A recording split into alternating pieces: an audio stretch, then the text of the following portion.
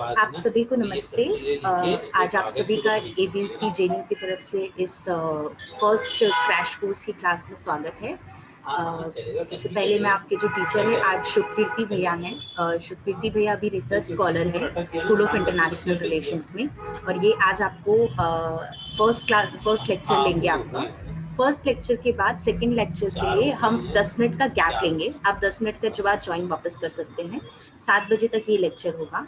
5 से 10 मिनट का हम लोग गैप लेंगे, उसके बाद 7 बजे आपका दूसरा लेक्चर शुरू होगा। तो आप 10 मिनट के गैप के बाद इसी लिंक पर फिर से ज्वाइन कर सकते हैं। शुभ भैया, अब आप। सभी को नमस्कार। अखिल भारतीय विद्यार्थी परिषद की ओर से आज की कक्षा में आप सभी का स्वागत है। हम लोग 2 मिनट और वेट करेंगे ताकि हमारे बाकी के साथी जुड़ पाए, फिर हम लोग क्लास को शुरू करेंगे। मैं आप सभी से आग्रह करूंगा कि आप लोग कॉपी पेन लेकर साथ में बैठें।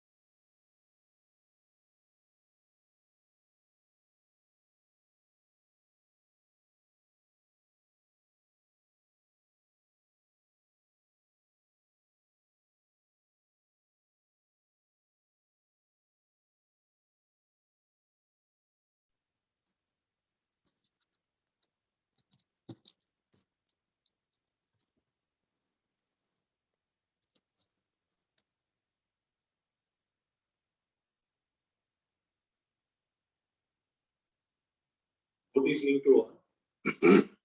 हम आज की क्लास शुरू करेंगे।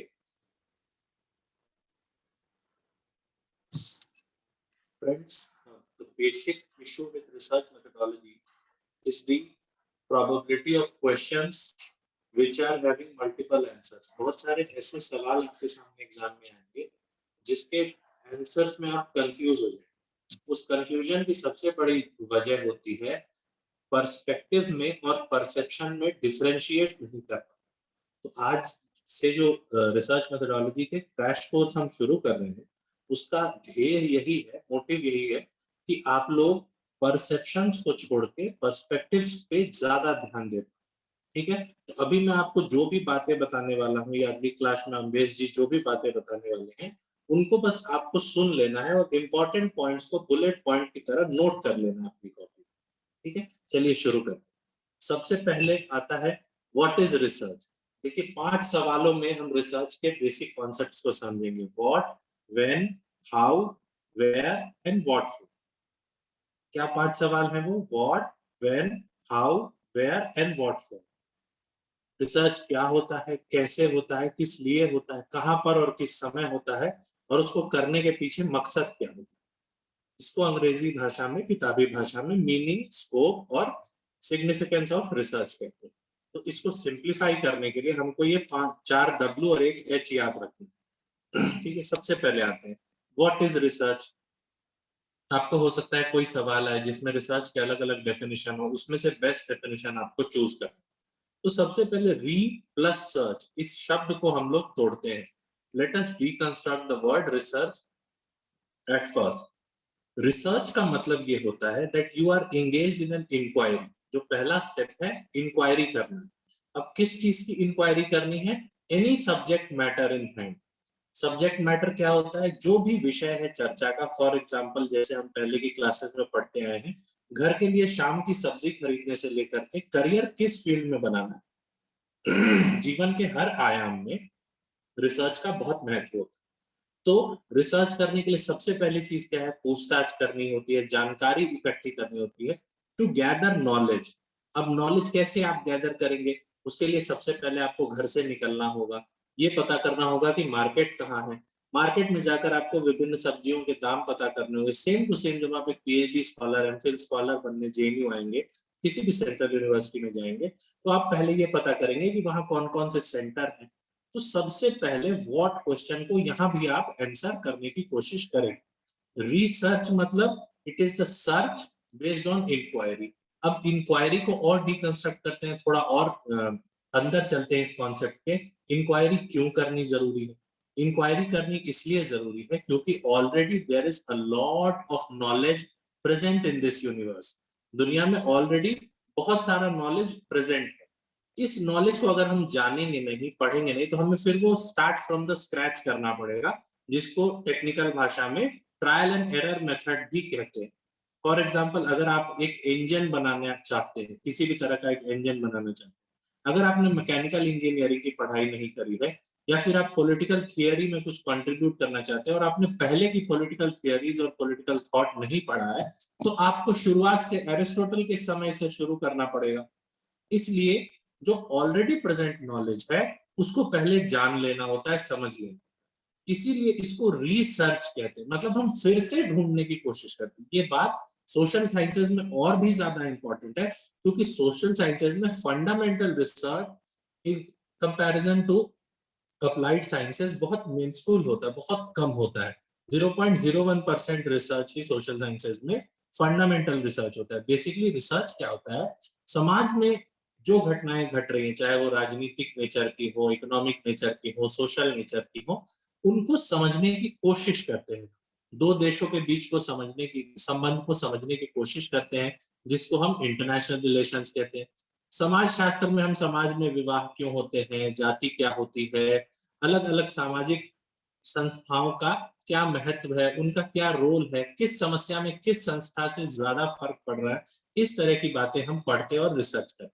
तो सबसे पहले रिसर्च के डेफिनेशन के 3 वेरिएबल्स हमको याद रखने, 3 चीजें होनी ही चाहिए रिसर्च के डेफिनेशन में। सबसे पहले इंक्वायरी होनी चाहिए, इंक्वायरी का मकसद होना चाहिए, और तीसरा इंक्वायरी का कुछ सोशल सिग्निफिकेंस होना चाहिए। क्योंकि हम सोशल साइंसेज में रिसर्च मेथोडोलॉजी को पढ़ रहे हैं, तो हमको ये याद रखना है कि यूं ही कोई काम नहीं खरीदना।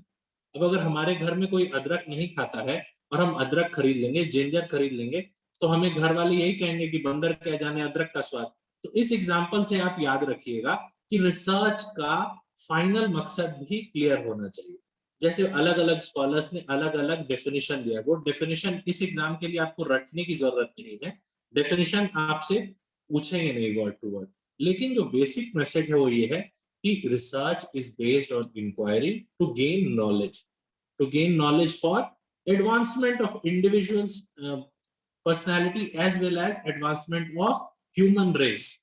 तो knowledge creation through inquiry is research. कोई कंफ्यूजन हो तो आप लोग मुझे देन एंड देयर रोक कर वही क्वेश्चन पूछ सकते हैं। Then the next step is, अब बात आती है कि ये तो चलिए शुभ भैया ने, शुभ सर ने बता दिया कि बहुत आसान बोलचाल की भाषा में बता दिया, लेकिन अभी तो हमें टेक्निकल नॉलेज की जरूरत है। तो सबसे पहले when you are talking about research as an academic activity, you have to focus on the differences between variables and determinants. अब जो लोग पहली बार हमारी क्लास में आए हैं उनके लिए वेरिएबल्स और डिटर्मिनेंट्स को डिफाइन कर देता हूं, समझा देता हूं, ताकि काम में उनको किसी तरह की कोई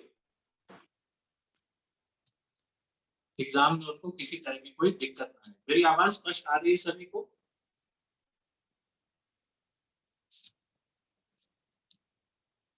Am I audible to everyone?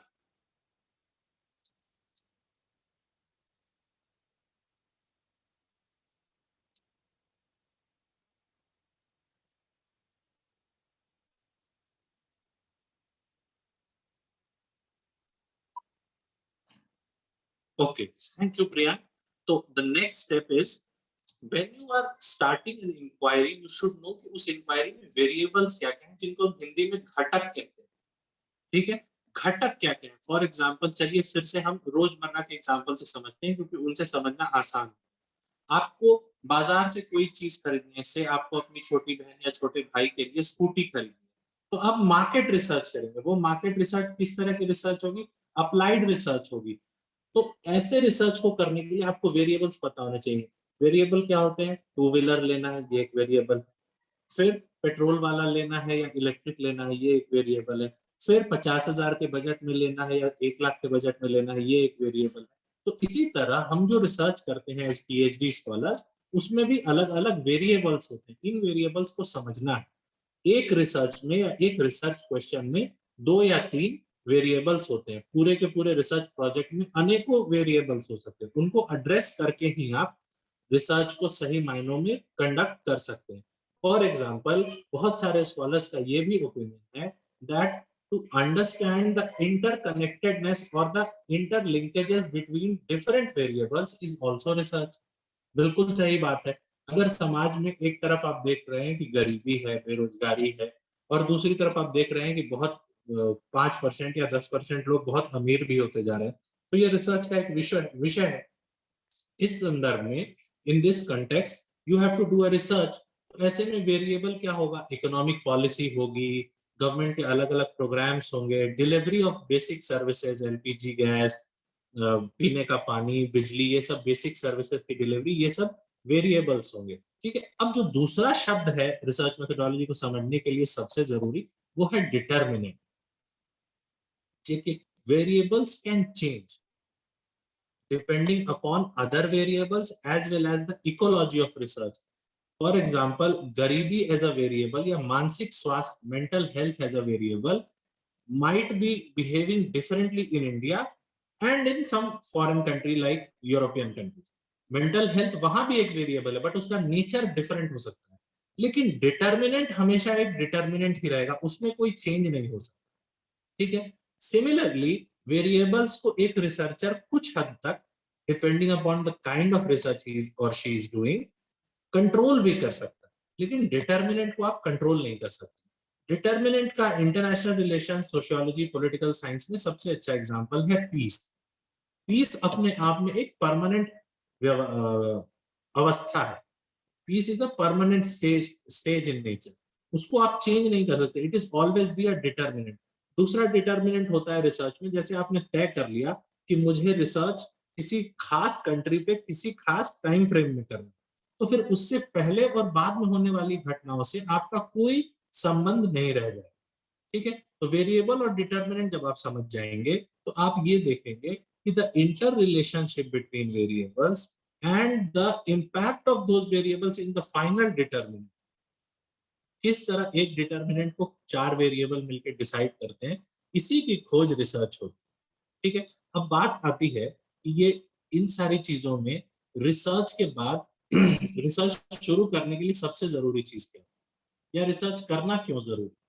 ठीक है, ये बेसिक क्वेश्चन है। मुझे उम्मीद है कि आप लोग अभी तक इस क्वेश्चन से डील कर चुके होंगे। फिर भी for the purpose of our exam, research is always motivated by some factor।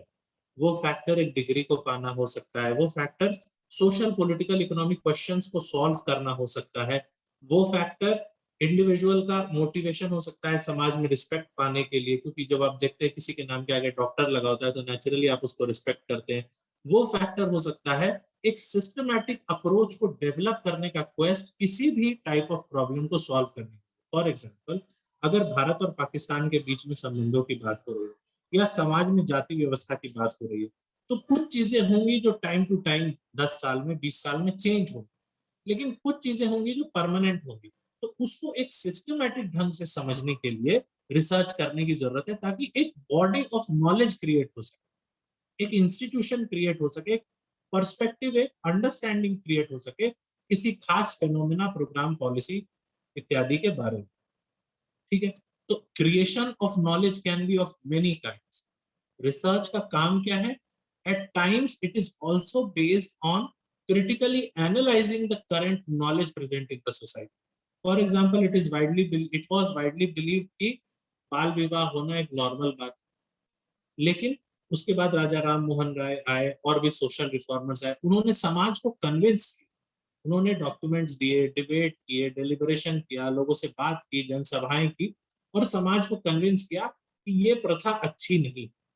तो जो ऑलरेडी एक्सेप्टेड नॉर्म्स हैं उनको भी क्रिटिकली एनालाइज करना रिसर्च का one of the major purposes. ठीक है, अब बात आती है कि रिसर्च क्यों करना चाहिए, उससे क्या फायदा। सबसे पहले रिसर्च करने से human understanding of what is going around us, हमारे चारों तरफ क्या घट रहा है, मार्केट में क्या हो रहा है, समाज में क्या हो रहा है, क्यों गरीबी बढ़ रही है, क्यों लोग ज्यादा डेस्परेट हो रहे हैं, बॉलीवुड में क्यों सुसाइड्स हो रहे हैं, क्यों स्टूडेंट पॉलिटिक्स में इस तरह के लोग आ रहे हैं जो देश को तोड़ने की बात करते हैं। तो इन सारी चीजों को समझने के लिए रिसर्च करना जरूरी है। अब 4 बिंदुओं पर, 4 मेजर पॉइंट्स पर हम लोग ये समझने की कोशिश करेंगे कि रिसर्च का ऑब्जेक्टिव होना क्या चाहिए। सबसे पहले रिसर्च का काम है, रिसर्चर का काम है कि चीजों को ऑब्जर्व करे, चीजों को समझे। कैसे समझेगा? उनको एक्सप्लोर करना पड़ेगा। फॉर एग्जाम्पल, आपने अभी फॉर्म भरा होगा जी, तो आप सभी लोगों ने जेएनयू की वेबसाइट देखी होगी, अपने फ्रेंड से बात किया होगा कि वहां पे कौन कौन से सेंटर्स हैं और किस तरह की पढ़ाई हो। ऐसी स्थिति में आप एक निष्कर्ष पे पहुंचे होंगे कि मैं इन 5 सेंटर्स में से किन्हीं 3 सेंटर्स में अप्लाई करूं। ठीक है, तो अब उन 3 सेंटर्स में भी आपको प्रेफरेंस देना होगा। उस प्रेफरेंस को आपने कैसे डिसाइड किया? कोई स्टूडेंट, नंबर ऑफ वैकेंसी, कितने नंबर ऑफ स्टूडेंट्स लिए जाएंगे, ज्यादा लिए जाएंगे, उसको पहले करो। किसी का फंडामेंटल इंटरेस्ट हुआ कि नहीं, मुझे यूरोप ही पढ़ना है, मुझे अमेरिका ही पढ़ना है, मुझे पॉलिटिकल साइंस ही पढ़ना है, मुझे टास्क ही पढ़ना है, मुझे इस सुपरवाइजर के अंदर ही काम करना है, इस तरह से सोचा होगा। तो अलग अलग पर्सपेक्टिव से लोगों ने सेम प्रॉब्लम को अप्रोच किया। वो पॉसिबल कैसे हो पाया? because of exploration of available variables in the present subject matter. अब क्या क्या वेरिएबल्स थे? पहला वेरिएबल नंबर ऑफ सीट्स, दूसरा वेरिएबल सेंटर में कौन कौन से प्रोफेसर हैं, तीसरा वेरिएबल जेएनयू में रहने के लिए कमरा मिलता है, चौथा वेरिएबल वहां पढ़ेंगे तो पीएचडी करेंगे तो अच्छी नौकरी लग सकती है। तो अलग अलग वेरिएबल्स को जानने के लिए पहला कदम क्या था? एक्सप्लोर करना या फॉर्मुलेट करना अपने थॉट को। अब फॉर्मुलेशन और एक्सप्लोरेशन एक ही चीज होती है, तो एग्जाम में अगर ये वर्ड्स इंटरचेंजली आ जाए तो आप लोग घबराइए। ठीक है, आप एक्सप्लोर क्यों करते हैं? अपने दिमाग में आने वाली चीजों को स्ट्रीमलाइन करने के लिए। कुछ लोग डायरी लिखते हैं, कुछ लोग पॉइंट्स लिखते हैं। ऐसा इसलिए करते हैं ताकि you can formulate what is going on around you and how you are processing that information. ठीक है, अब यही वाली बात जो अभी हमने एग्जाम्पल डिस्कस किया, इस सिचुएशन में आपको अपने बेस्ट फ्रेंड को भी डिस्क्राइब करना है कि तुम्हें जेएनयू में स्कूल ऑफ सोशल साइंसेज में अप्लाई करना है। इस डिस्क्रिप्शन को देने के लिए आपने जो भी ऑब्जर्वेशन, इंक्वायरी और एक्सप्लोरेशन किया था वो यूजफुल होगी। तो अगला स्टेप है उसको डिस्क्राइब करना। ठीक है, ये सब टाइप्स ऑफ रिसर्च भी होते हैं, ऐसे ही रिसर्च किया जाता है रियल लाइफ। उसको डिस्क्राइब करने जब आप जाएंगे, आप उसको इन डिटेल बताएंगे कि देखो ये वेरिएबल्स हैं, ये घटक हैं, और ऐसा करने से पॉजिटिव रिलेशनशिप है कि अगर ए करोगे, ट्रिपल एस में पॉलिटिकल साइंस पढ़ोगे तो बी पे पहुंचोगे, पीएचडी करके कहीं पॉलिटिकल साइंस में असिस्टेंट प्रोफेसर बन जाओगे। सोशियोलॉजी पढ़ोगे तो हो सकता है सोशियोलॉजी में असिस्टेंट प्रोफेसर बन जाओ, या गवर्नमेंट किसी प्रोजेक्ट में गवर्नमेंट तुमको एज अ कंसल्टेंट रख ले, प्राइवेट कंपनीज रख ले। तो ये वेरिएबल्स आप दूसरों को एक्सप्लेन करो। इसके लिए सबसे जरूरी क्या है? क्यों रिसर्च किया आपने? ताकि आप डिस्क्राइब कर सकें। आपके डिस्क्रिप्शन से सिर्फ आपको ही फायदा नहीं होगा, लार्जर सोसाइटी को, लार्जर स्टूडेंट कम्युनिटी को भी फायदा। ठीक है, अब जो अगला चैलेंज आता है वो आता है चीजों को डायग्नोस। जैसे हम ये क्लास कराते हैं, उससे पहले बैठकर हम क्वेश्चन पेपर्स को स्टडी करते हैं, सिलेबस को स्टडी करते हैं, और बेसिकली हम एक प्लान बनाते हैं। वो प्लान कैसे बनता है? हम डायग्नोस करते हैं कि किन किन चीजों को, देखिए रिसर्च तो बहुत बड़ा फील्ड है, everything under the sky is research only. तो ऐसा तो नहीं है कि सब कुछ पूछ देंगे आपसे एग्जाम में, लेकिन उसको पढ़ाना भी है। तो जो एग्जामिनर है उसके दिमाग को समझने के लिए हम लोग क्वेश्चन पेपर्स को स्टडी करते हैं, फिर उसके हिसाब से एक सिलेबस बनाते हैं, उस सिलेबस को लेक्चर्स में बांटते हैं और हम सभी मिलकर आपको वो लेक्चर पढ़ाते हैं। इनमें से 70 to 80% आपको लेक्चर से कवर हो जाता है, लेकिन आप भी सिर्फ हम पे डिपेंडेंट नहीं है। मतलब क्या है कहने का, कि रिसर्च को करने का अगला जो मोटिव है या ऑब्जेक्टिव है वो ये है कि आप चीजों को डायग्नोस करते हैं, देखते हैं कि अच्छा 3 साल से मीनिंग ऑफ रिसर्च से एक भी क्वेश्चन नहीं, या फिर ये देखते हैं कि टाइप्स ऑफ रिसर्च में कंफ्यूजन है मुझे सेट बना के, तो आप उसको डायग्नोस करके उस पर काम करते हैं। तो ये अगला रिसर्च का कदम होता है।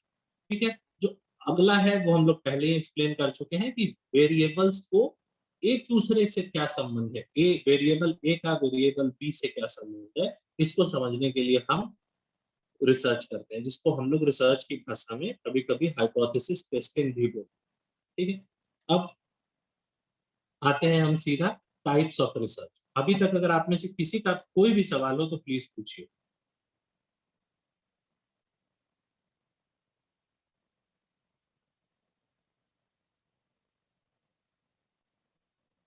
चलिए आगे बढ़ते हैं। रिसर्च के टाइप्स में मल्टीपल क्वेश्चंस आते हैं, मोर देन 4-5 क्वेश्चंस, और उसमें बच्चे सबसे ज्यादा गलती करते हैं। तो हमें इस बात का ध्यान रखना है कि गलती कहाँ पे हो रही है।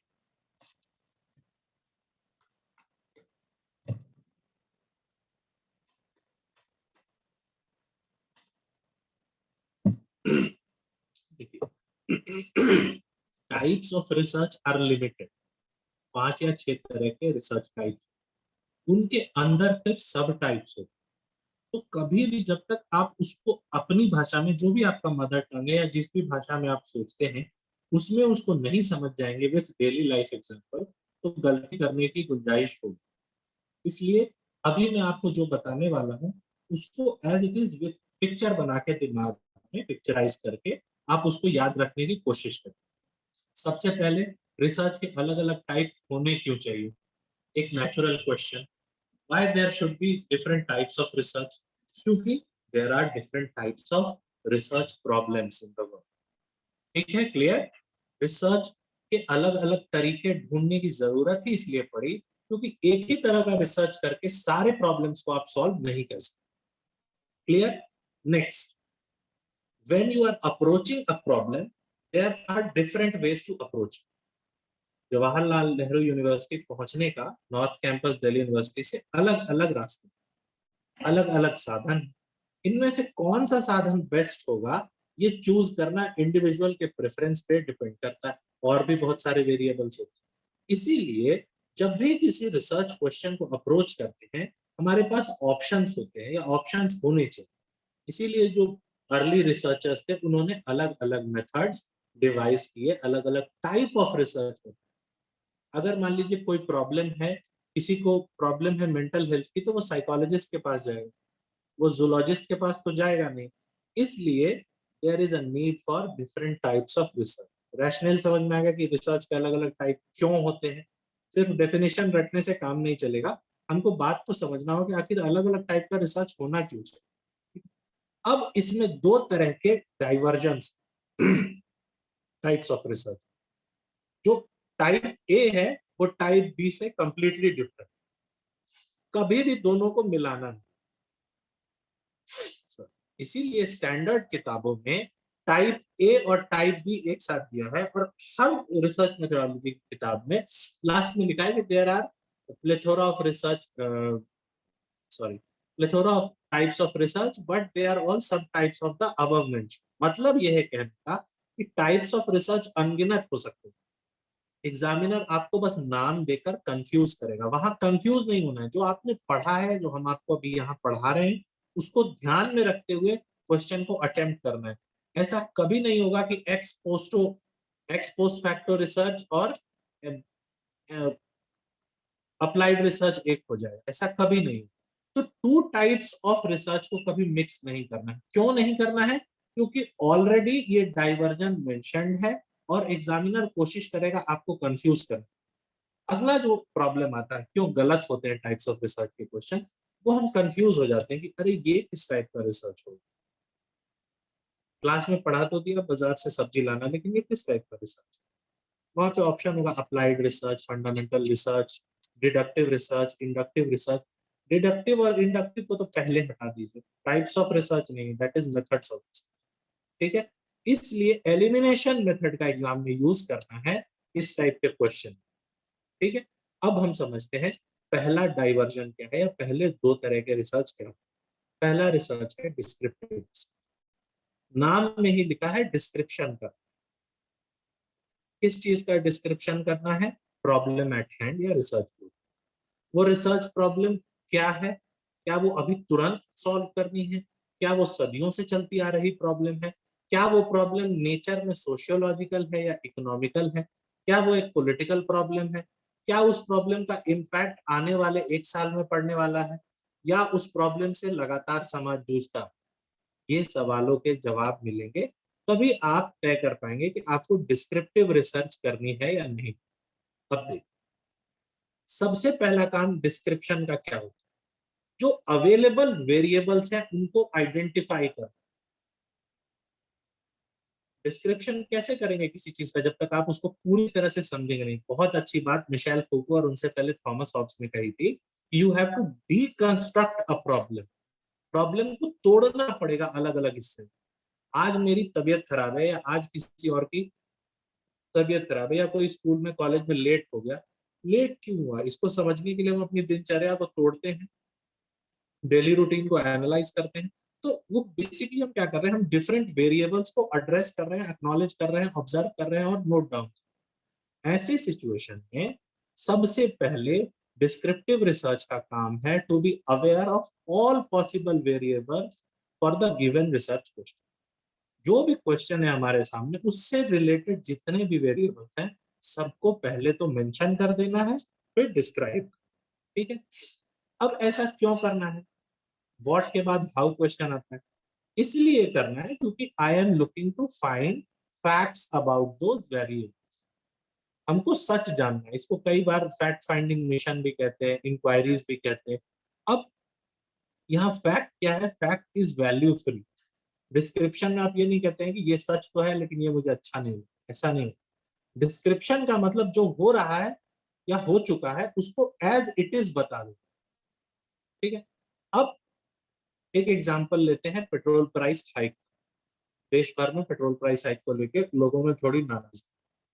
इस प्रॉब्लम को अगर डिस्क्राइब करना हो, डिस्क्रिप्टिव रिसर्च करना, तो ये कहां से शुरू होगा, it will start with historical analysis. इसका मतलब ये नहीं है कि descriptive research will always be historical in approach. ठीक है, ये डाइवर्जन समझने की जरूरत।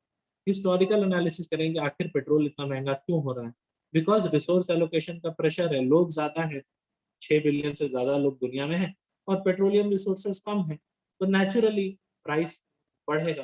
This is the law of market. Next step जो होगा डिस्क्रिप्टिव रिसर्च में, वो होगा इसकी डिफरेंस को या इसको आइडेंटिफाई करना, एक्स पोस्ट फैक्टो रिसर्च। देखिए ये लैटिन टर्म, इसका मतलब बस इतना है कि घटना हो चुकी है, अब उसको डिस्क्राइब कर। एग्जाम हो चुका, उसको डिस्क्राइब। ठीक है, एक्स पोस्ट फैक्टो रिसर्च मतलब कोई घटना है उसका डिस्क्रिप्शन।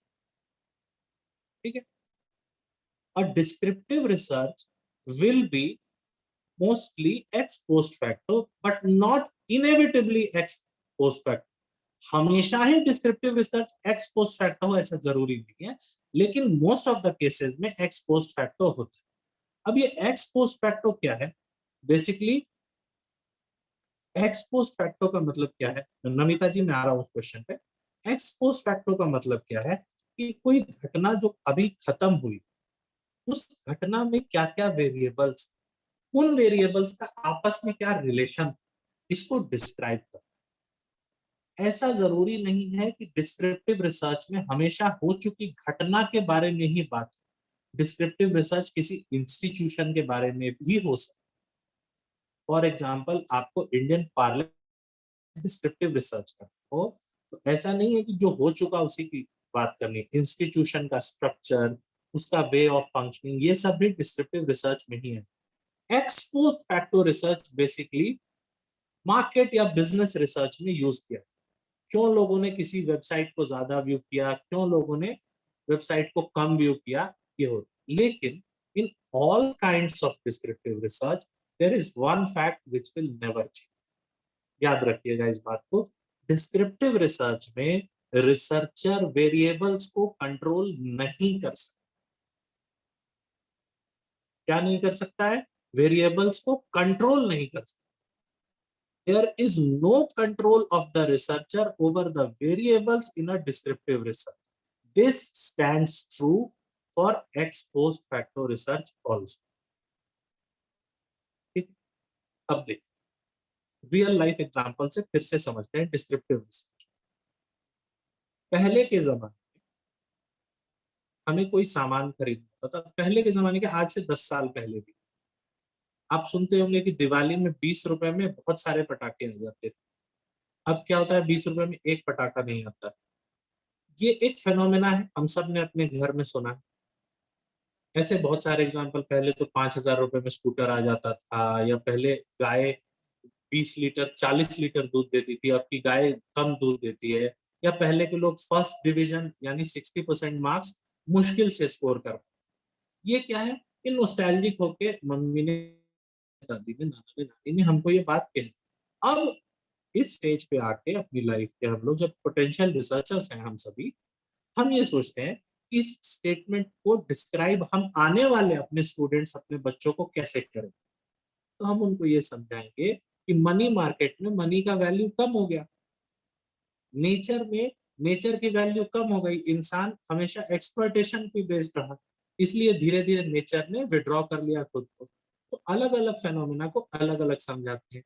सिमिलरली पहले के जमाने में शॉपिंग का तरीका अलग था। अब आप अमेजोन पे जाते हैं, चीजें पसंद करते हैं और खरीद लेते हैं। बीच में एक ऐसा टाइम आया था जब शॉपिंग मॉल्स का टाइम, वहां क्या होता था, बेसिकली ह्यूमन माइंड को स्टडी करके रिसर्चर्स ने ये ढूंढा कि जब आप किसी चीज को फिजिकली देखते हैं, टच करते हैं, तो आपके खरीदने की इंटेंसिटी बढ़ जाती है। इस रिसर्च को उन लोगों ने मार्केट रिसर्च में अप्लाई कर दिया। आपको एक ऐसी जगह में ले गए जो एयर कंडीशनड है, जहाँ पियानो म्यूजिक बज रहा है, और वहां अलग अलग आइटम, अलग अलग ब्रांड्स के आप छू के देख सकते हैं, उनके लेबल पढ़ सकते हैं। तो उससे क्या हुआ, जब ह्यूमन कांटेक्ट हो गया एक किसी भी चीज का, जैसे इस बॉटल को जब मैं छू के देख पाता हूँ, तो मैं महसूस कर पाता हूँ कि ये कितना सॉलिड है, ये टूटेगा तो नहीं, इसका ढक्कन लीक तो नहीं करेगा, ये सारी चीजें मैं देख पाता हूँ। इससे क्या होता है, हो सकता है मेरा बॉटल, मुझे 2 बॉटल की जरूरत हो, लेकिन मैं 6 बॉटल का सेट ले। तो ये मार्केट रिसर्च करके उसको डिस्क्राइब करके एक पूरा का पूरा पैराडाइम तैयार किया। यही यूटिलिटी होती है एक्स पोस्ट फैक्टो रिसर्च। ठीक है, बिजनेस में ज्यादातर यूज किया जाता है, वैसे सोशल साइंसेज में भी। Even if you any day and up writing a MPhil और पीएचडी थीसिस, पहले के 2 चैप्टर्स आपके डिस्क्रिप्शंस ही होते हैं, you describe what is already. ठीक है, अभी कोई कंफ्यूजन है इनमें? डिस्क्रिप्टिव रिसर्च में कोई कंफ्यूजन है, प्लीज पूछिए।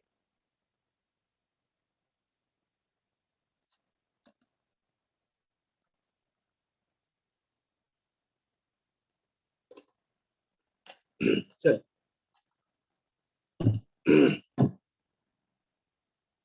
अब हम आते हैं, अभी आऊंगा पैराडाइम पर्सपेक्टिव पे, अभी आऊंगा।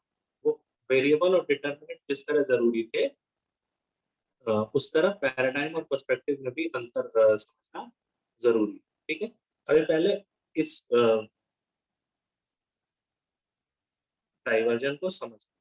अब आता है डिस्क्रिप्शन, तो हो गया, चीजों को डिस्क्राइब कर दिया, लेकिन क्या सिर्फ डिस्क्राइब करने से काम चलेगा? फॉर एग्जाम्पल, आपको पेट में दर्द है, you are having a stomach ache, आप डॉक्टर के पास गए, डॉक्टर को आपने डिस्क्राइब किया कि मुझे ये तकलीफ, डॉक्टर सुन के चुप रहेगा, इतने से तो काम चलेगा नहीं। डॉक्टर उसको एनालाइज करेगा। कैसे एनालाइज करेगा? वो कहेगा कि आप ये 4 ब्लड टेस्ट करा लीजिए, उन ब्लड टेस्ट की रिपोर्ट्स को एनालाइज करेगा, फिर वो आपका हार्ट बीट देखेगा, आपका जनरल हेल्थ देखेगा, दर्द की जगह को आइडेंटिफाई करेगा, और इस पूरी एनालिसिस के बाद वो आपको प्रिस्क्रिप्शन दे। ठीक है, समझ में आ रहा है एनालिसिस क्यों जरूरी है? Everything, all knowledge, all data basis पे, लेकिन जब तक उसका एनालिसिस नहीं करेंगे तो प्रॉब्लम को सॉल्व नहीं कर पाएंगे। ठीक है, अब समझ में आएगा कि एनालिटिकल रिसर्च क्यों किया जाए। पहला मोटिव होता है एनालिटिकल रिसर्च का, प्रॉब्लम को सॉल्व करना। कोई भी प्रॉब्लम एट हैंड हो सकती है, सब्जी खरीदना, स्कूटी खरीदना, पीएचडी में एडमिशन लेना, रिसर्च क्वेश्चन को सॉल्व करना। तो एनालिसिस क्यों जरूरी है? क्योंकि अगेन उसी बात पे आते हैं, जिन वेरिएबल्स को मेंशन किया गया था, अब उन वेरिएबल्स को जो ऑलरेडी लिस्टेड आउट हैं उनको समझने की जरूरत है। समझने से मतलब क्या है? टाइम और स्पेस डायमेंशन में उस वेरिएबल का एक पर्टिकुलर नेचर होता है। क्या होता है? एक पर्टिकुलर नेचर होता है। For example, poverty, mental health, women issues, gender issues, issues with laws and the legal system, ये सब टाइम स्पेसिफिक होते हैं। 10 साल पहले कोई मुद्दा बहुत इंपॉर्टेंट होगा, आज उतना इंपॉर्टेंट। ठीक है, तो उस वेरिएबल का पर्टिकुलर रिसर्च में उस टाइम पे क्या सिग्निफिकेंस। उसी तरह स्पेस का भी डायमेंशन। इंडिया में जो इशू है, जैसे holding hands in public, it might be a issue.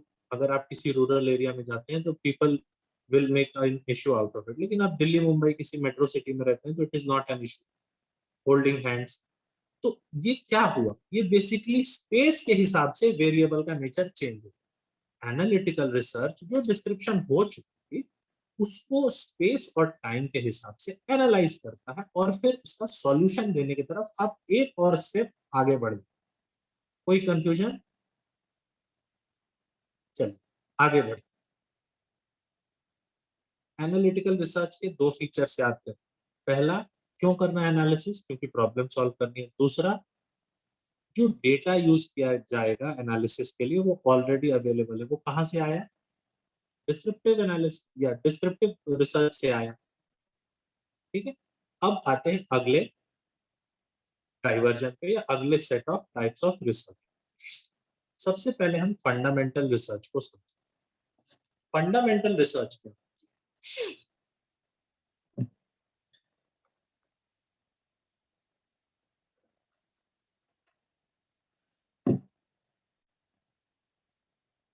Newton एक दिन पार्क में लेटे हुए,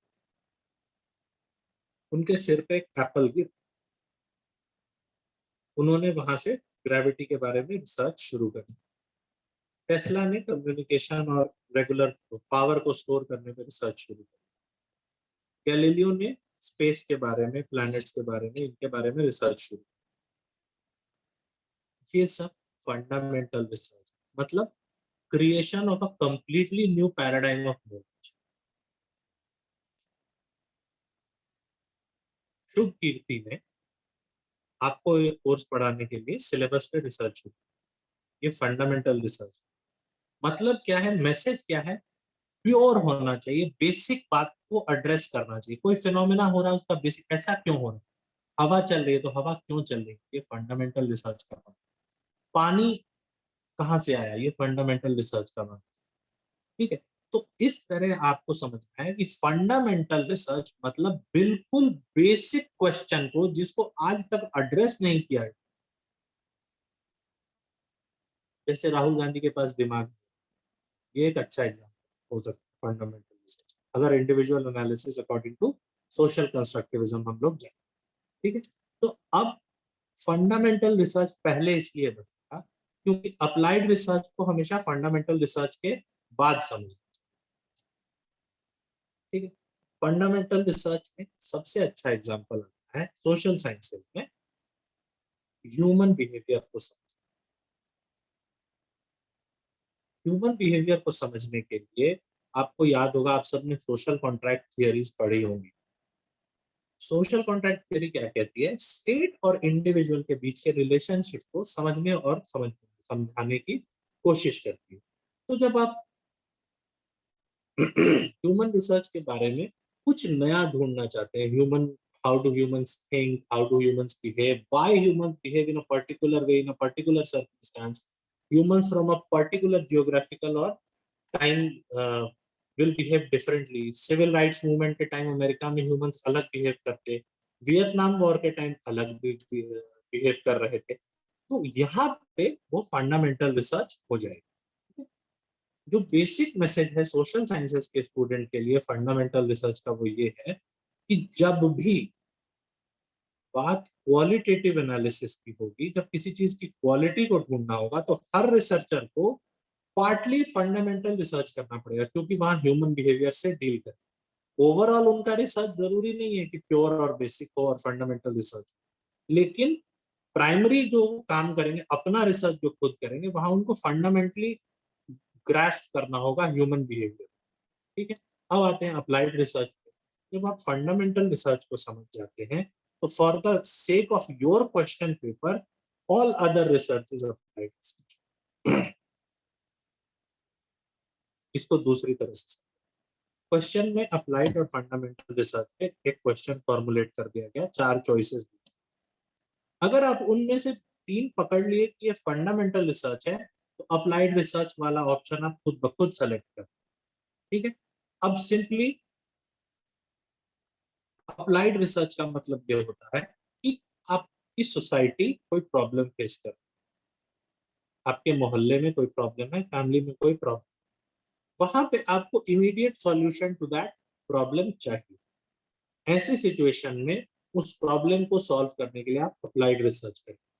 वहां पे आप मेथोडोलॉजी, थियोरी, इन सब चीजों पे ज्यादा ध्यान नहीं देंगे. आप सीधा सीधा प्रॉब्लम को सॉल्व करने के लिए रिसर्च करेंगे. शॉर्ट टाइम रिसर्च होगा कंपैरेटिवली. फंडामेंटल रिसर्च बहुत लंबे टाइम के लिए चलता है. Applied research comparatively short time के लिए होगा और प्रॉब्लम फोकस होगा, एक पर्टिकुलर प्रॉब्लम के लिए होगा, उसको सॉल्यूशन करते ही ये रिसर्च खत्म. ठीक है. कोई कंफ्यूजन? अब आते हैं मोस्ट इंपॉर्टेंट या most dreaded aspect of research divergence, qualitative और क्वांटिटेटिव. आसान भाषा में समझिए. यहाँ कितनी बॉटल्स है? 2 बॉटल्स. ये quantitative research.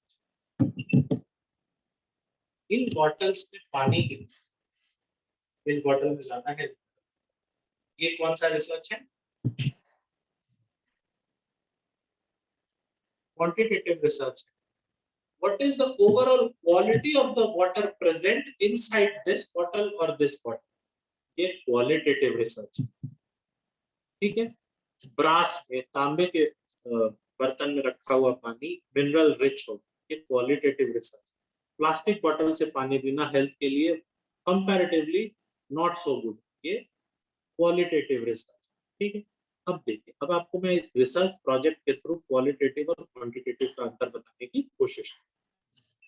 Qualitative research will deal with the final deliverables in the form of realization of a particular thing. ठीक है. रोहित जी, सिर्फ न्यूमेरिकल और नॉन न्यूमेरिकल से काम नहीं चलेगा. ठीक है. प्लीज समझिए मैं कहता हूँ. Quality of water, it can also be quality of water को अगर आप डेटा के बेस पे देखेंगे, इसमें आयंस कितने हैं, मिनरल्स कितने परसेंट हैं, वाटर में पीएच लेवल कितना है, इसके अंदर भी क्वांटिटीज तो है, लेकिन फिर भी एक क्वांटिटेटिव रिसर्च नहीं है.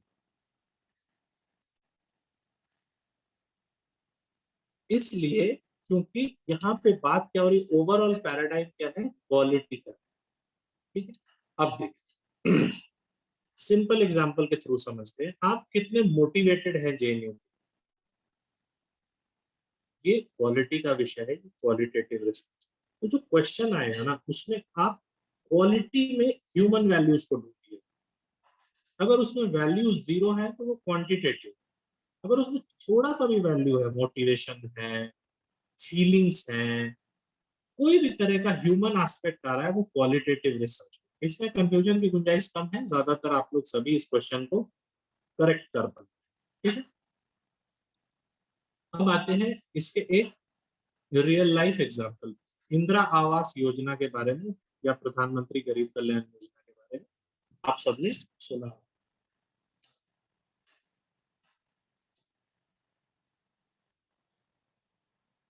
आप सबने सुना। इंदिरा आवास योजना के अंतर्गत 1 लाख घर बना के गरीबों को दे दिए गए, ये क्वांटिटेटिव रिसर्च। उन घरों को किराए पे लगा के लोग अभी भी झुग्गी में रहे, ये क्वालिटेटिव रिसर्च। इस एग्जांपल को याद रखिएगा, कभी कंफ्यूजन नहीं। नंबर गेम दोनों में है, लेकिन रियलाइजेशन ऑफ दैट एसेट नहीं। तो जब realization of particular phenomena, program, policy की बात होगी तो क्वालिटेटिव रिसर्च होगी, और जब ओनली प्रेजेंस ऑफ वेरिएबल्स की बात होगी तो quantitative research. Okay, any other question?